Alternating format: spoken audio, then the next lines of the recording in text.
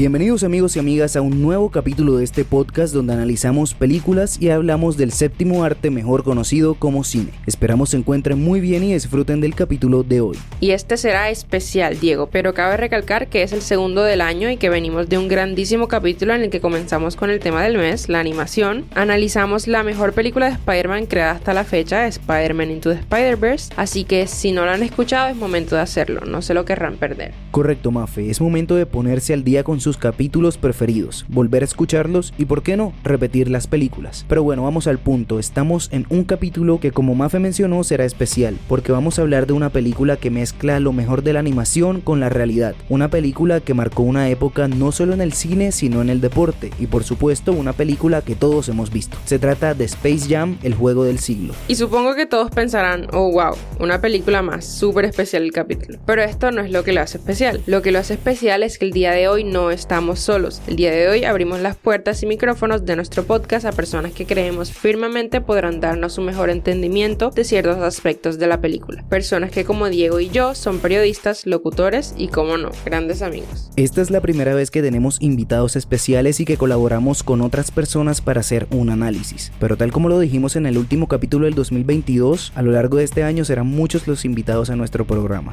Sigan con nosotros y no se pierdan ninguno de los capítulos que siguen. Así que sin más preámbulo, démosle la bienvenida a Joyver Herrera y Junior Pérez, creadores y locutores principales de En el Área, un podcast que conecta el deporte con la vida cotidiana y que en cada capítulo, al igual que nosotros, van dejando lecciones y mensajes para aplicar en nuestro día a día, pero que sean ellos quienes les cuenten más detalles.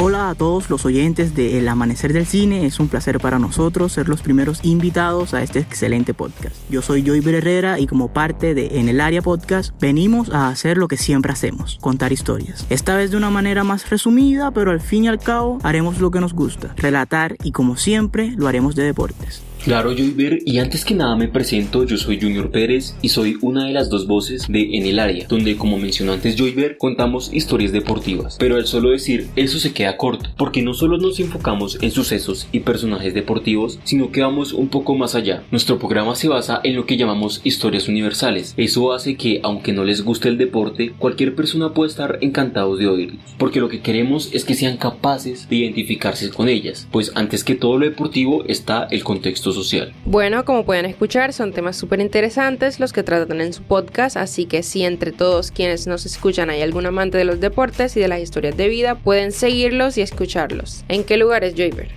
Por el momento solo estamos disponibles en Spotify, Google Podcast y YouTube. Aparecemos como Podcast en el Área, pero si desean también pueden seguirnos en nuestras redes sociales. Estamos en Instagram, Twitter y Facebook como @podcast en el área. Así nos podrán encontrar. Y ya que están en las redes, aprovechen y síganos. Recuerden, El Amanecer del Cine en Instagram, Facebook, Twitter, plataformas digitales como Spotify, Amazon Music, Apple Podcasts, YouTube, Google Podcasts y muchas más. Demos inicio entonces al capítulo dándole la bienvenida una vez más a Joyver, Junior y a ustedes que nos escuchan desde sus casas. Bienvenidos sean todos a El Amanecer del Cine.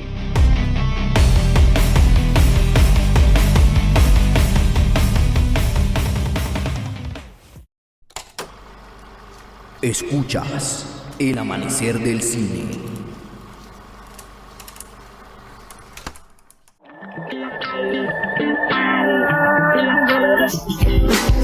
Space Jam es una película estrenada en 1996 que combina la realidad con la animación. Es una película que en términos generales pertenece al género de la comedia.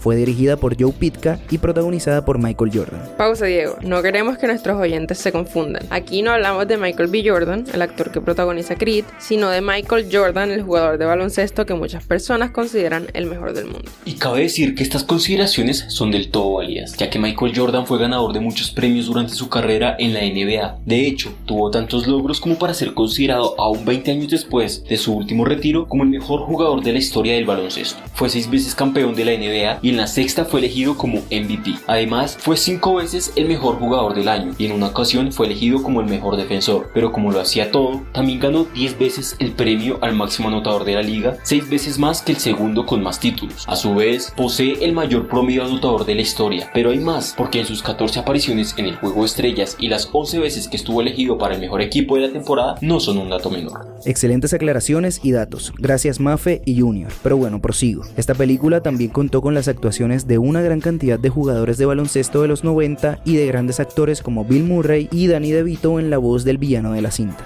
Sin duda un reparto con estrellas no solo de cine sino del deporte, que se encargarán de mover una trama relativamente sencilla porque Space Jam nos cuenta la historia de Michael Jordan, que después de ser reclutado por los Looney Tunes deberá ayudarlos a vencer a los Monsters, un equipo reclutado por el malvado señor Swaghammer para convertir a los Looney Tunes en esclavos. Una película simple y entretenida, pero que en el fondo trata algunos aspectos de la vida real de su protagonista Michael Jordan. Así que teniendo todo esto claro, analicemos la película y veamos qué sorpresas nos trae.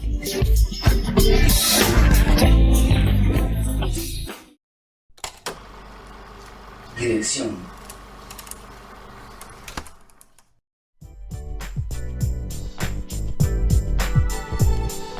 Diego, tengo entendido que el director de esta película es principalmente director de videos musicales, entonces, ¿cómo llegó a dirigir una película de esta talla? Y lo más importante, ¿cómo logró hacer que tuviera éxito? Bueno, Mafe, Joe Pytka es un director muy poco conocido en la industria del cine. Como tú dices, se desenvuelve más que todo en videos musicales y comerciales de televisión. De hecho, realizándolos ha sido ganador de varios premios. Pero más allá de eso, lo que es importante y la razón por la que este director fue escogido para dirigir esta película tiene que ver con dos cosas. Primero, en la película no podía haber un nombre que llamara más la atención que Michael Jordan. Por eso escoger un director poco conocido. Y segundo, el estilo del director, un estilo que podría denominar como frenético, era perfecto para una película donde íbamos a encontrar partidos que necesitaran movimientos y cambios de toma para aumentar el ritmo y claro, un estilo que era perfecto para una película en la que se encontraban los Looney Tunes, personajes tan frenéticos e hiperactivos como las creaciones de Pytka.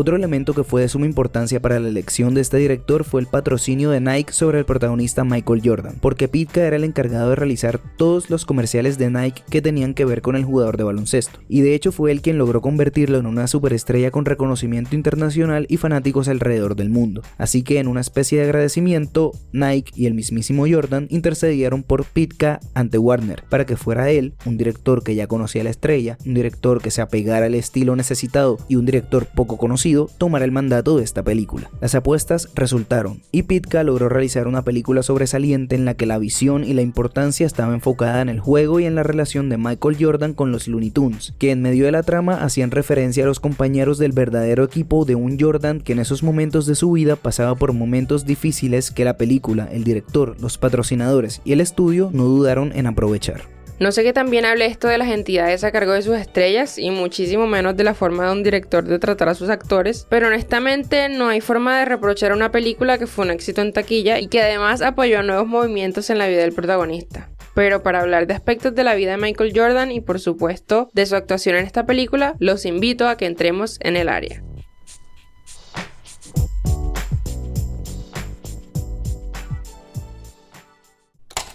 Una actuación En el área.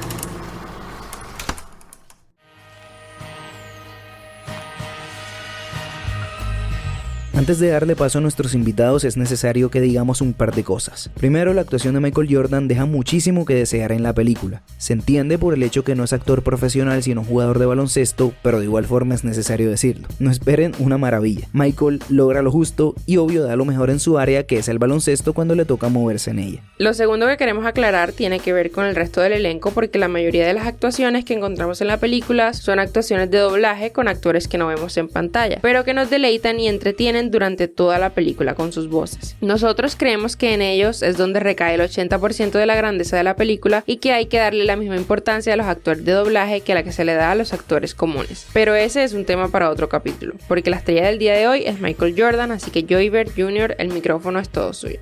Gracias Mafe y gracias Diego por abrirnos este espacio en el amanecer del cine. Lo apreciamos bastante, pero vamos al grano. Porque la historia del protagonista de esta película es como una serie de piezas de un rompecabezas que va encajando a la perfección y va llevando a Michael por un camino que tiene su punto medio al hacer en esta película. Así que comencemos.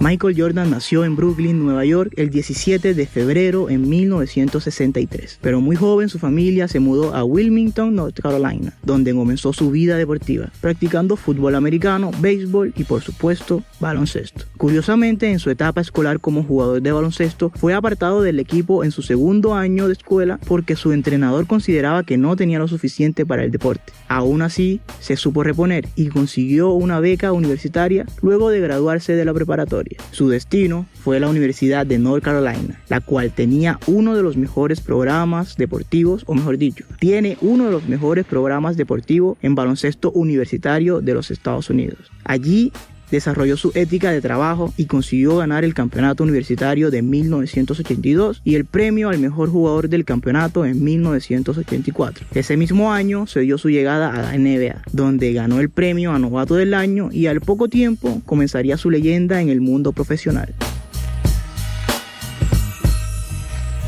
Desde 1984 a 1993 fue considerado uno de los mejores y en gran parte de ese mismo tiempo fue sin ninguna duda el mejor jugador en cualquier cancha. Sin embargo, luego de ganar su tercer campeonato en 1993, Jordan decidió retirarse. Hubo varias razones para ello. La primera fue el asesinato de su padre en julio de ese mismo año. Y entre otras cosas, el mismo Michael dijo ya no disfrutar el juego como en su pasado. En su retiro se dedicó a jugar béisbol con una filial de los Chicago White Sox, equipo profesional de la Liga Americana de Béisbol. Aún así, su regreso a la NBA fue rápido y el 18 de marzo de 1995, vía fax, informó a los medios de comunicación que estaba de vuelta. I'm back. Fue el mensaje de aquel día. El año de su regreso tuvo uno de los peores de su carrera deportiva, al ser eliminado en semifinales de conferencia en los playoffs de la NBA, motivo por el cual en el verano de 1995, de cara a la temporada 1995-1996, retomó su espíritu competitivo. Durante ese tiempo se decidió a actuar en Space Jam, lo cual fue una manera excelente de retratar su regreso a la NBA y quizás fue una de las razones para hacer la película. Pero lo cierto aquí es que David Falk, el agente de Jordan, sabía que en aquel entonces Michael Jordan quería actuar y vio la oportunidad para que su cliente no pasara vergüenza en la gran pantalla, pero que lograra rodar por fin una película en Hollywood. Pero ¿por qué no pasaría vergüenza? La razón es porque Jordan se interpretaría a sí mismo, el único papel que podría haber hecho bien. El agente tenía una buena relación con el gerente de merchandising de Warner Bros. Y eso aceleró el proceso para que el contrato para rodar la película estuviera listo. De hecho, Jordan y Bugs Bunny ya habían compartido pantalla en un comercial para el Super Bowl de 1993. Para terminar, hay que decir que Warner le construyó un domo donde se grabó y entrenó aquel verano. En ese domo, junto a muchas estrellas de baloncesto, actores y jugadores semiprofesionales, Jordan hizo un verano que marcaría el epílogo de muchos logros históricos. Y estoy hablando del resultado final, que fue Space Jam y por supuesto varios logros deportivos más. Este tipo de datos no lo van a encontrar en cualquier podcast que escuchen, así que aquí estamos con especialistas en el tema y por eso quiero que nos sigan contando de Michael. Pues sí, la verdad es que nos están regalando una historia bastante completa que nos aclara varias dudas. Pero Joyver, antes de comenzar dijiste que esta película solo fue la mitad del camino para Michael Jordan. Entonces, ¿qué pasó después con él? Pues ahora es cuando viene lo bueno, Diego. Cuéntales tú, Junior. Claro que sí, Joyver, pero vamos a hacer algo. Aquí les contaremos de manera muy resumida lo que siguió en la carrera de Jordan después de la película. Pero si alguno de los que nos escucha desea escuchar más detalles, estadísticas, nombres específicos y controversias, deberá escuchar nuestro próximo capítulo en nuestras plataformas. ¿Te parece? Perfecto, Junior. Hagámoslo. Y ustedes, amigos y amigas que nos escuchan, están invitados a escuchar el próximo capítulo de nuestro podcast, en el cual, por cierto, también estarán invitados Diego y Mafe. Qué detalle, Joyver, qué detalle. Muchísimas gracias por la invitación. Súper lindo, ahí estaremos acompañándolos. Bueno, sigamos con la historia de Michael Jordan. Luego de Space Jam, Michael Jordan ganó 3 campeonatos de la NBA consecutivos, logrando un récord de 6-0 en finales. Es decir, ganó las 6 finales que jugó, además consiguió 2 MVP en las temporadas del 96 y del 98. Estuvo 5 veces en el All-Star, 3 veces en los mejores equipos de la temporada y 3 veces en el equipo defensivo. Incluso fue declarado como el mejor atleta del siglo XX por el medio deportivo ESPN. En 1998, siendo el vigente campeón de la NBA, volvió a retirarse, para luego volver de nuevo del retiro en 2001, en esta ocasión con los Wizards de Washington, equipo en el que militó hasta 2003, donde se dio su tercer y último retiro. Por fuera de las canchas y específicamente hablando de su faceta como actor, no tuvo más papeles. No obstante, sí tuvo apariciones en diversos documentales, como en The Last Dance en 2020, una miniserie que retrató su último año en los Chicago Bulls. Sencillamente la vida de un grande, un jugador que se midió con varios retos por fuera de su área y que logró sobrellevar al menos medianamente bien. Tienes toda la razón, Diego, pero vamos a enfocarnos nuevamente en la película y ya que hablamos de su protagonista, hablemos ahora un poco sobre su guión y la forma en la que se manejó la trama de inicio a fin.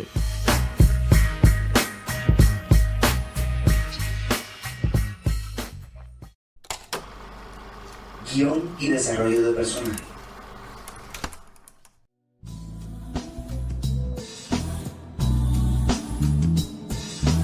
Cuéntanos, Mafe, ¿qué podemos analizar del guión de esta película?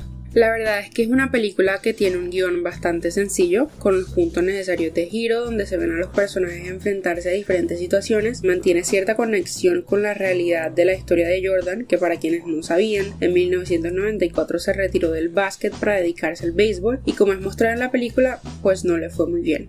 En la primera sección de la película nos muestran la situación en la que vive Jordan, así como el mundo de los Looney Tunes y el planeta de los Monsta, Montaña Tontolandia. Contamos con la introducción de nuestros personajes principales. Vemos a un Jordan de niño que habla con su padre sobre sus sueños como basquetbolista y sus planes para unirse al béisbol luego de estos. En esta parte también nos presentan nuestros otros personajes, en el caso de los extraterrestres y el mundo de los Looney Tunes. En la segunda parte nos encontramos con el problema principal, que en este caso serían los Looney Tunes en un intento de escapar de las manos de los Monsta, que robaron el talento de otros jugadores de la NBA. Gracias a ello, ellos intentan convencer a Jordan que se les une en un juego contra los extraterrestres. En la tercera parte vemos al equipo enfrentándose a una posible pérdida del juego, pero simultáneamente podemos ver a Jordan y el equipo volviendo a creer en ellos mismos. Y al final del juego no solo ganan, sino que incluso ayudan a los Monsta a derrotar a su jefe abusivo, devolver los talentos robados y hasta vemos el regreso de Jordan a los Bulls. Ok, entonces lo dicho, sencillo pero cumplidor, nada sorprendente para una película de este tipo. Pues sí, y nada que hacer al respecto. Solo seguir con el análisis de los demás elementos.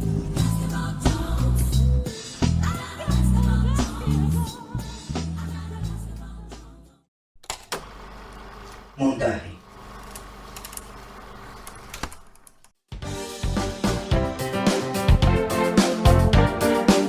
Diego, algo que vale la pena analizar en esta película es el montaje, principalmente porque es una película que en varias escenas simulaba partidos de baloncesto, combinando la realidad con la animación. Eso es muy cierto, Mafe, aunque para ser completamente honestos no fue un hito ni algo innovador, porque anteriormente ya Disney había hecho esta mezcla en su película Mary Poppins. Pero bueno, analizar el montaje de películas animadas es algo que no pensábamos incluir en los análisis de este mes, pero para Space Jam haremos una excepción. Comencemos hablando de la unión entre animación y realidad, porque hay escenas en las que pasamos de una a otra, y hay que decirlo, la transición es completamente suave, no hay grandes saltos ni se nota en exceso la diferencia entre ellas. De hecho, esto es algo a lo que le pusieron bastante detalle, sobre todo al animar los elementos de la realidad como los sets y locaciones, para que las transiciones que ya les mencioné fueran lo suficientemente fluidas. Y ya que hablamos de las transiciones, tengo que mencionar algo que me pareció mágico y precioso, que es el uso de las transiciones de figuras, esas que encontrábamos en películas de los 60-80, utilizadas y popularizadas por Kurosawa en películas como Los 7 Samurai y George Lucas en la saga de Star Wars. Más allá de esto, y ya para terminar, cabe resaltar que en situaciones normales la continuidad se aprecia, cosa que no sucede en medio de los juegos, y que a pesar del trabajo realizado para los efectos especiales, el croma sobre el que estaban los personajes reales en ocasiones se deja ver en exceso. Estos son elementos muy técnicos que en general no afectan la película, pero que si la analizamos a profundidad puedes notar. Ahora, aprovechemos que tenemos a Joyver y a Junior para que nos den su opinión sobre el montaje de la película, al menos en la parte deportiva. Joyver, Junior, cuéntenos, ¿qué tan acertado o realista se vieron los juegos en la película? Bueno, para responderte voy a tomar dos posiciones. La primera es la de Joyver de 10 años y la segunda la del Joyver adulto. Para el Joyver niño en la película de Space Jam todo estaba supremamente bien, porque no conocía el baloncesto como ahora y ese Joyver lo único que sabía de baloncesto era el nombre de Michael Jordan, y al verlo combinado con una caricatura caricatura de su agrado, era todo excelente, porque claro, ni siquiera sabía el concepto de CGI, pero cuando la ves de grande ya es otra cosa. Ahí sí la ves desde el punto de vista técnico y coreográfico, sobre todo cuando estás familiarizado con el baloncesto normal. Literalmente lo único real ahí es la presencia de Michael Jordan. Pero bueno, es una comedia y su protagonista ni siquiera era actor, así que buscarle sentido no me parece justo, porque más allá de todo, para mí es un clásico de la televisión y siempre me va a gustar, lo vea falso o no. En ese sentido, estoy de acuerdo con Joyver con respecto a que este tipo de películas realmente no está dirigido a un público adulto, sino más bien a un público joven, y por lo mismo considero que es acertada la forma de mostrar la dinámica de los juegos, dado que no tendría sentido mostrar un juego realista con personajes ficticios. Por lo demás, me parece que es una película disfrutable y que siempre evocará un factor de nostalgia con respecto a nuestra infancia. Bueno, esto puede deberse tanto al trabajo del director como al de los propios actores y animadores, pero ya que estamos en aspectos técnicos, hablemos del diseño sonoro y de la banda sonora de esta película.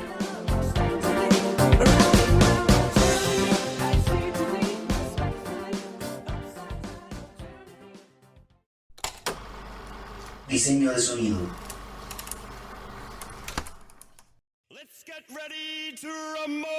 La música de esta película estuvo a cargo de R. Kelly, James Newton Howard y Iva Davis, y se trata de un soundtrack que mantiene a través de casi toda la película la misma ambientación instrumental que tendría un episodio de los Looney Tunes, mezclando altos y bajos, acompañando las situaciones que estaban pasando en la película. Por ejemplo, hacen una mezcla entre lo fantástico de los Toons y le dan un tono un poco más oscuro cuando es momento de presentarse los Monster o en situaciones tensionantes. Esto también ayuda un poco a hacer la diferencia del mundo real de las acciones de los personajes de caricaturas. Cuando estamos en espacios como la casa de Jordan, el instrumental de los Toons no se escucha, pero al cambiar de mundos, el instrumental vuelve. Al mismo tiempo, el sonido de esta película mantiene esos efectos que utilizaban las caricaturas, de nuevo buscando balance entre realidad y fantasía.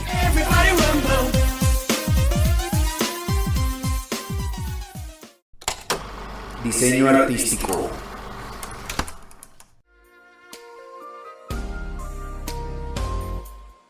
Con respecto al diseño artístico, que en este caso estamos centrando en la animación, como ya les dije, no fue nada innovador. Me refiero a que ya existía antes, pero bueno, bien dicen que en el cine no hay ideas nuevas, solo nuevas formas de contarlas. Así que hablemos un poco del estilo de animación y la forma en que lograron realizar la película.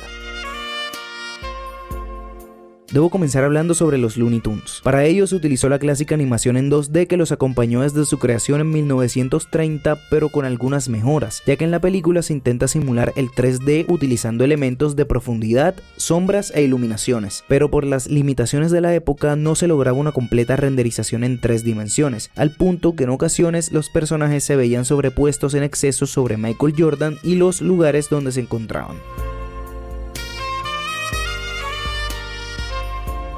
Para lograr incluir a Michael Jordan en los entornos animados, se utilizó el chroma key en la mayor parte de la película. Para quienes no tienen conocimiento de qué es este chroma, hablo de la pantalla o tela verde que se utiliza en estudios de grabación o fotografía para realizar montajes o incluir efectos especiales. Así, en la vida real, Michael Jordan se encontraba en el set alrededor de telas y paredes verdes, interactuando únicamente con el director y posiblemente actores de doblaje, pero en la película lo vemos inmerso en el mundo de los Looney Tunes, acompañado y por supuesto hablando con ellos. Es sencillamente la magia de la animación y de la actuación, aun cuando Michael no sea actor. Ya para terminar, quiero retomar y explicar mi punto y comparación con Mary Poppins.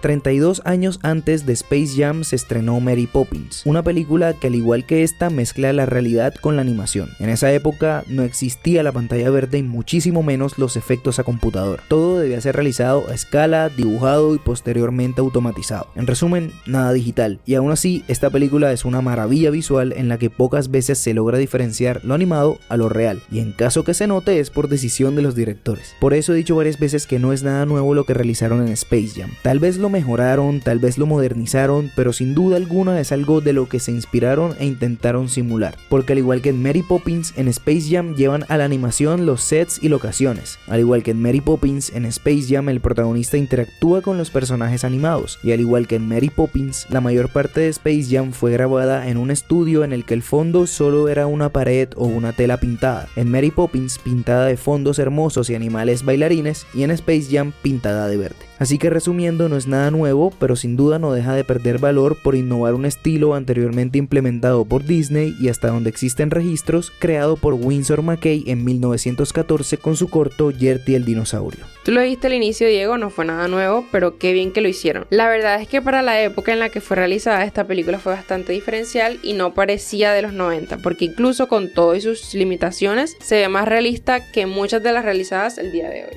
Sobre todo las últimas de Marvel Studios, Mafe, pero eso es un tema que no trataremos en este capítulo porque ya vamos a ir cerrándolo hablando una vez más sobre Michael Jordan y el legado que dejó con esta película. Un legado que además es gigantesco porque esta película trasciende la ficción y nos muestra dos elementos específicos que podemos aplicar en nuestro diario vivir. El primer elemento es la fe y confianza en los demás, sobre todo en las personas más cercanas a ti. Esto lo vemos en la película representado por los Looney Tunes, el equipo de Michael Jordan en el que depositó toda su esperanza de regresar a su vida, porque él creía que eran capaces y que estarían ahí para él. Así como en la película encontramos a diario personas que nos acompañan, que forman nuestros equipos para la vida, personas en las que podemos confiar, personas que vale la pena tener cerca y personas en quienes podemos depositar nuestra fe para no sentirnos solos nunca más.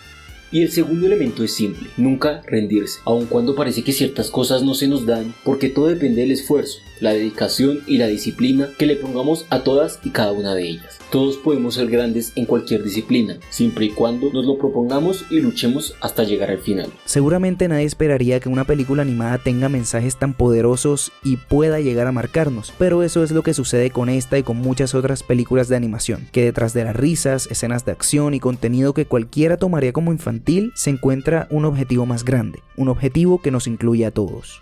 Eso es muy cierto, Diego, porque tal como lo dice Guillermo del Toro, no es un género para niños, es un medio de expresión que busca expresar temas fuertes, profundos y una búsqueda de la realidad más allá de la fantasía. Palabras sabias de un grande del cine, Mafe. No esperaba menos de Guillermito, por eso lo quiero tanto.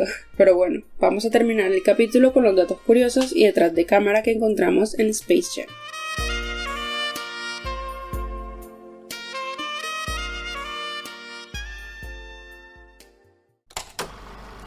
Datos curiosos.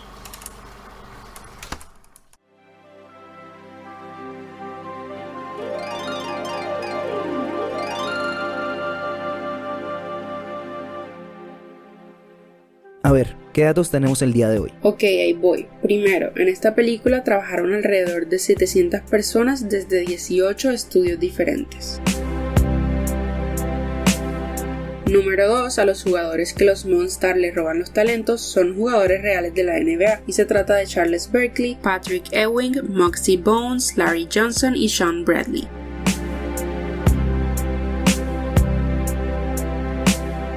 Número 3, el personaje de Lola Bunny se diseñó y se presentó para esta película y funcionó como una introducción de este personaje al mundo de los Looney Tunes.